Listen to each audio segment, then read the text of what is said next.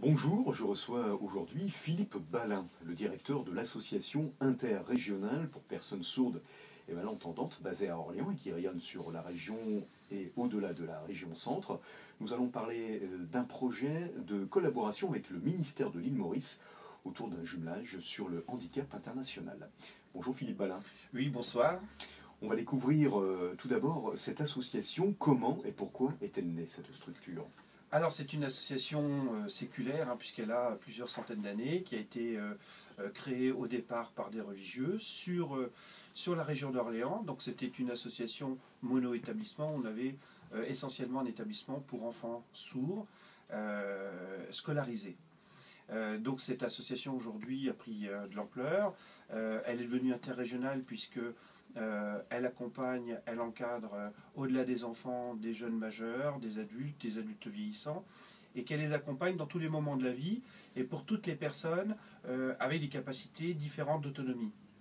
Donc aujourd'hui on a développé des établissements sur Orléans puisqu'on a un centre audio-phonologique infantile, on a des établissements sur Montargis et puis sur le Loir-et-Cher on a les établissements pour adultes, établissements de travail protégé, centre d'habitat et un centre d'accompagnement d'information surdité, CAIS, qui est un centre expérimental qui est basé tout près de vos studios, puisqu'on est sur la cité administrative à Blois.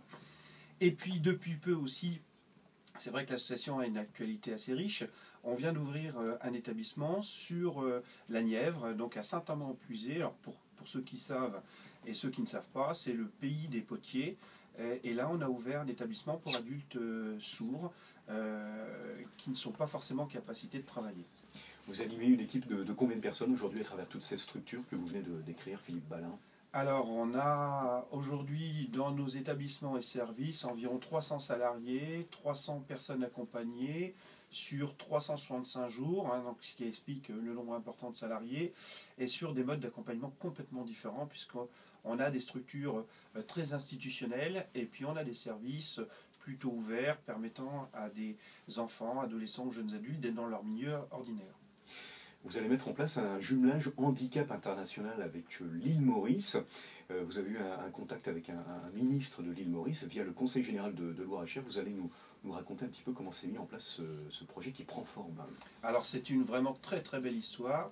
Dans le cadre d'une visite officielle, M. Ben Buntipili, qui est conseiller du Premier ministre, est venu visiter les services de sécurité routière sur le Loir-et-Cher et rencontrer le préfet, le président du Conseil général.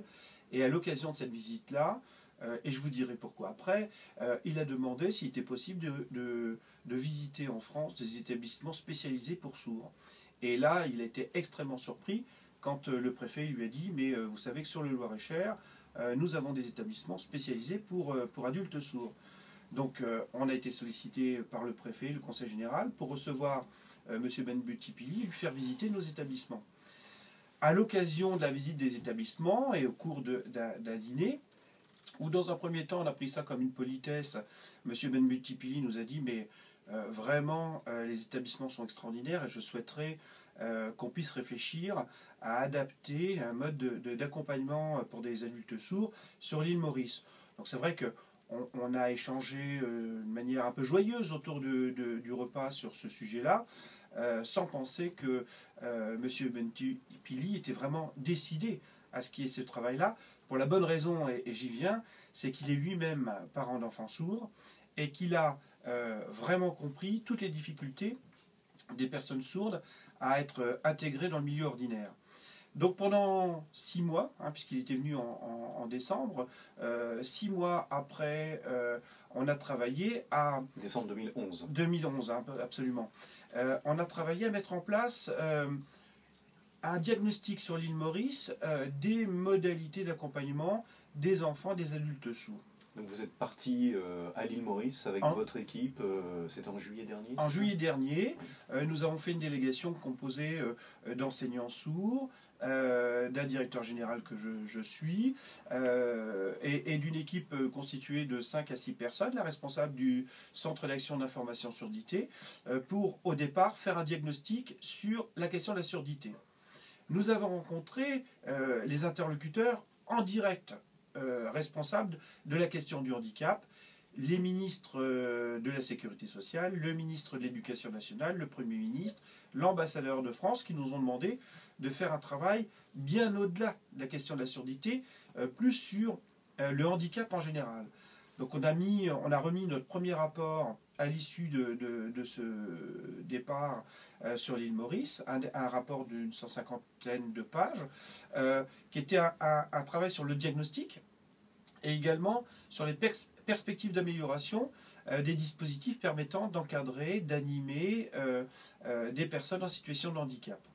Donc du coup, Philippe Balin, vous repartez dès aujourd'hui pour l'île Maurice. Qu'est-ce que vous allez faire maintenant? Alors dans quelques heures, nous sommes dans l'avion là pour de nouveau terminer la phase de diagnostic et étendre le diagnostic, puisque la ministre de la Sécurité sociale nous a demandé d'étendre le diagnostic à l'île Rodrigue qui appartient à Maurice. Et puis là, on va être dans une phase active, c'est-à-dire qu'on aura fini le diagnostic pour être dans une phase de retransmission de nos observations. Donc nous avons 2 conférences à animer de environ 700 participants qui concernent les politiques locaux, les décideurs locaux, toutes les personnes en lien avec la question du handicap. De signer, alors ça c'est le point fort de cette délégation, nous allons signer avec le ministre de la Sécurité sociale et devant l'ambassadeur de France la première convention handicap internationale entre l'île Maurice et notre association interrégionale pour personnes sourdes et malentendantes. Très bien. Combien de personnes sont concernées par le handicap sur l'île Maurice, particulièrement par le handicap de la surdité? Alors, on a une population d'1,8 million environ, ce qui correspond à une grande région française, et on a à peu près tout handicap confondu, entre les personnes qui ont un handicap de naissance, celles qui l'acquièrent en cours de vie, plus les personnes vieillissantes, on a à peu près 10% de la population concernée par la question du handicap. Merci Philippe Balin. Vous reviendrez nous voir à RCF. Nous reparlerons avec plaisir de ce projet de jumelage handicap international avec l'île Maurice et l'association interrégionale pour personnes sourdes et malentendantes. Merci à vous. Merci beaucoup.